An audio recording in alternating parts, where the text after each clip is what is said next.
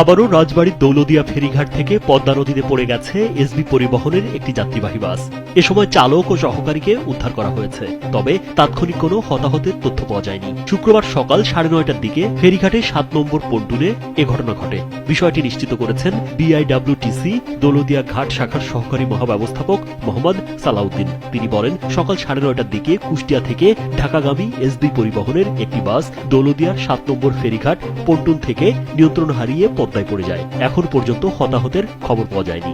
এর আগে গেল 25 মার্চ দৌলদিয়া ফেরিঘাটের 3 নম্বর পল্টন থেকে কুষ্টিয়ার কুমারখালী থেকে ঢাকাগামী যাত্রীবাহী সৌহার্দ্য পরিবহনের একটি বাস ফেরিতে ওঠার সময় নিয়ন্ত্রণ হারিয়ে নদীতে পড়ে যায়।